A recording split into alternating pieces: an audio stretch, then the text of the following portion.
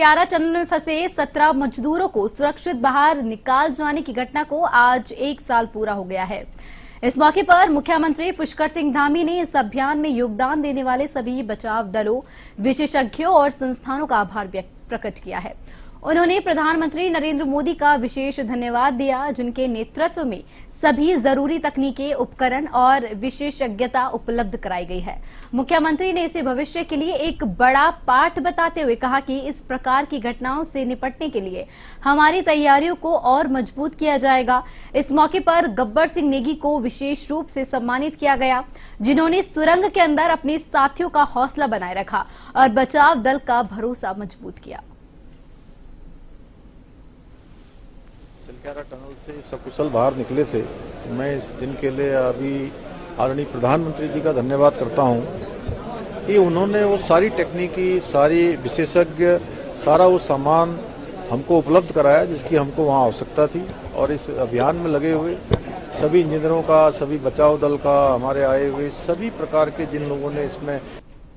उत्तराखंड में होने वाले निकाय चुनाव के लिए राज्य निर्वाचन आयोग ने सभी तैयारियां पूर्ण कर ली है। आयोग के सचिव राहुल कुमार गोयल ने बताया कि निकाय चुनाव के राज्य निर्वाचन आयोग तैयार है।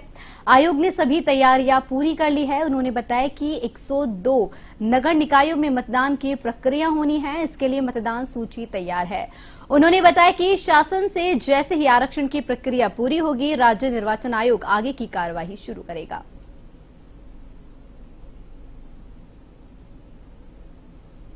देखिए, राज्य निर्वाचन आयोग की संपूर्ण तैयारियां हो चुकी हैं। 102 निकाय जो हैं उन सभी की वोटर लिस्ट हमारी अद्यतन है, बिल्कुल तैयार है। शासन स्तर से जैसे ही हम लोगों को आरक्षण विभिन्न पदों का प्राप्त हो जाएगा तो हम चुनाव की प्रक्रिया को खाद्य एवं नागरिक आपूर्ति मामलों की मंत्री रेखा आर्य की अध्यक्षता में खाद्य नागरिक आपूर्ति एवं उपभोक्ता मामले विभाग के वरिष्ठ अधिकारियों के साथ बैठक हुई। देहरादून के रायपुर स्थित राष्ट्रीय खेल सचिवालय में आयोजित बैठक में मंत्री रेखा आर्य ने कैबिनेट की ओर से दी गई मंजूरी पर अधिकारियों से जानकारी ली और विभाग को दिए गए निर्देशों की समीक्षा भी की। बैठक में मुफ्त गैस रिफिलिंग की मंजूरी की प्रगति की जानकारी ली गई। वहीं रेखा आर्य ने नमक पोषण योजना NFSA के तहत राशन वितरण की मौजूदा स्थिति और सस्ता गल्ला विक्रेताओं के लाभांश और भाड़ा भुगतान संबंधी विषयों की समीक्षा की।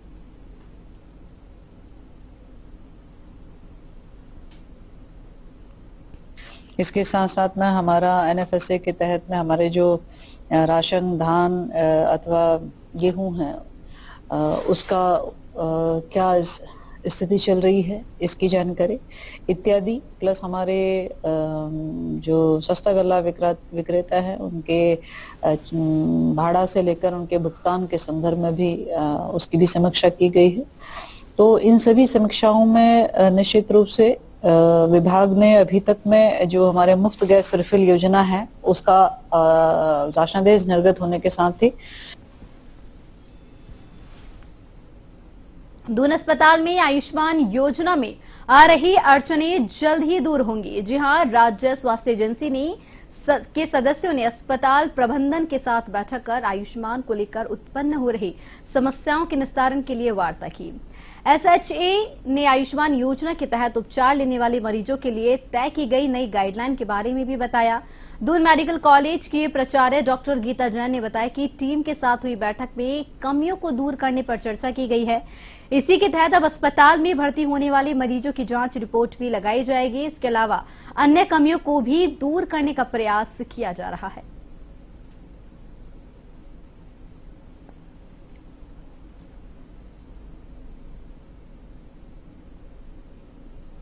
की टीम से हम लोग की वार्ता हुई और जो जो उन्होंने कमियां बताई उन सबको दूर करने की कोशिश करी जा रही है।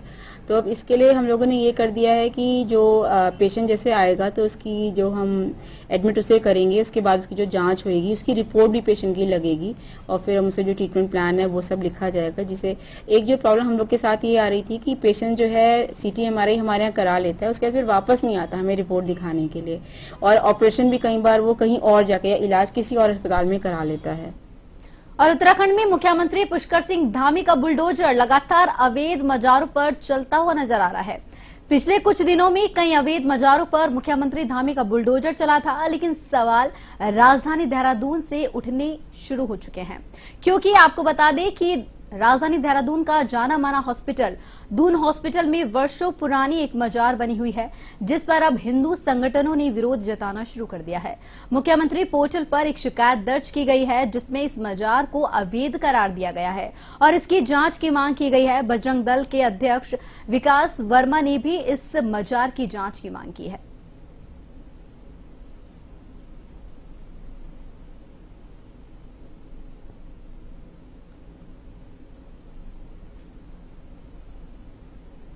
जब वो आईएसबीटी पे उतरता है तो आईएसबीटी बस अड्डे के बिल्कुल बाहर बगल में एक अवैध मस्जिद का निर्माण चल रहा है, जो हाई टेंशन तार के नीचे बनाई जा रही है, जिसमें एक मानक होते हैं, उन मानकों को कोई पूरा नहीं कर रहा।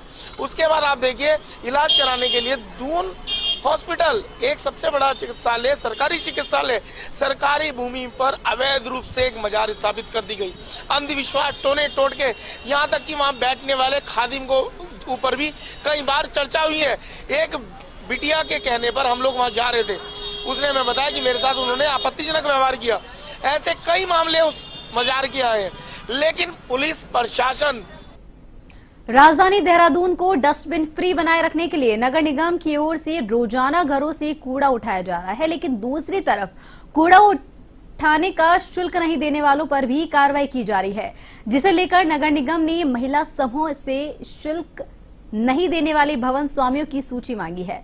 इस बात को लेकर देहरादून के नगर आयुक्त गौरव कुमार ने कहा कि जो लोग कूड़ा उठान के सामान्य शुल्क को देने में आनाकानी कर रहे हैं, वहां पर निगम की टीम भेजकर उन्हें समझाने की कार्रवाई कर रहा है। साथ ही उन्होंने कहा कि अगर वह शुल्क देने के लिए नहीं मानते तो उन पर नियमानुसार कार्रवाई की जाएगी।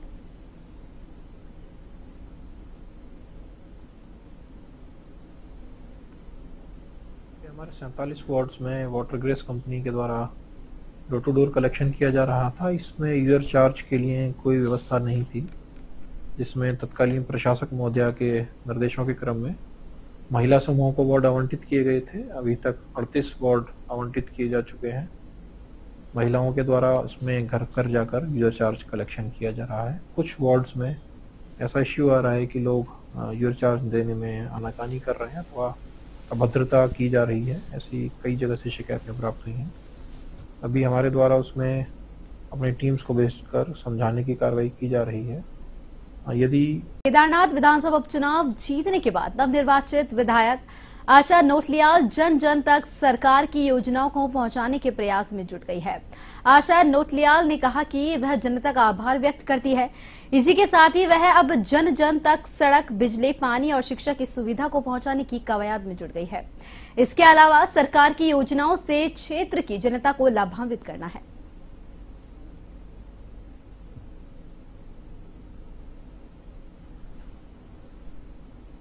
देखिए, मैं तो हमेशा जनता के बीच रहती हूँ और प्राथमिकताएं हमारी जहाँ सड़क नहीं है, पानी नहीं है, बिजली नहीं है, कुछ हमारी बड़ी योजनाएं हैं जो शिक्षा, स्वास्थ्य और चिकित्सा की हैं, उनको सभी चीजों को वहाँ पे प्राथमिकता के साथ मेरी प्राथमिकता रहेंगी कि वो सारी सुविधाएं वहाँ केदारनाथ विधानसभा में हो और भी मतलब शिक्षा के क्षेत्र में भी कुछ बड़े काम वहाँ पर हो। और उत्तराखंड में नगर निकायों के चुनाव दिसंबर महीने में होने की संभावना है। इसके अनुसार शहरी विकास विभाग और राज्य निर्वाचन आयोग ने अपनी तैयारियां तेज कर दी है। राज्य के शहरी विकास मंत्री डॉक्टर प्रेमचंद अग्रवाल ने बताया कि ओबीसी आरक्षण संबंधी अध्यादेश को जल्द राजभवन से जल्द मंजूरी मिलने की संभावना है। राजभवन से मंजूरी मिलने के बाद सरकार निकाय चुनाव के कार्यक्रम को जारी करेगी। वहीं शहरी विकास मंत्री के जल्द निकाय चुनाव कराने के दावे को कांग्रेस ने हवाई बताया। कांग्रेस प्रदेश अध्यक्ष करण महारा ने कहा कि सरकार के दावे पर हमें भरोसा नहीं है।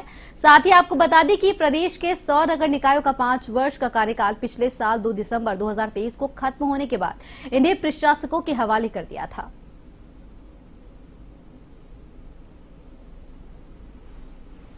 अभी हमारा आरक्षण का जो होना है उस पर हमारा अभी मंथन चल रहा है और माननीय राज्यपाल जी के पास जो हमारी ओबीसी आरक्षण को लेकर फाइल गई है वो भी अभी वहाँ लंबित है। जैसे ये सब होगा उसके बाद चुनाव। ऋषिकेश गंगोत्री हाईवे पर तेल से भरा टैंकर अनियंत्रित होकर खाई में जा गिरा। घटना में चालक और हेल्पर गंभीर रूप से घायल हो गए, जिनको पुलिस और एसडीआरएफ की टीम ने रेस्क्यू कर नरेंद्र नगर सरकारी अस्पताल उपचार के लिए भेजा।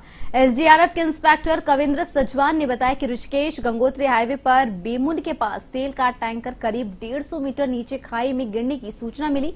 सूचना मिलते ही एसडीआरएफ की टीम पुलिस के साथ मौके पर पहुंची। कड़ी मशक्कत के बाद टैंकर चालक और हेल्पर को घायल अवस्था में बाहर निकाला गया और एम्बुलेंस से नरेंद्र नगर सरकारी अस्पताल उन्हें भेजा गया।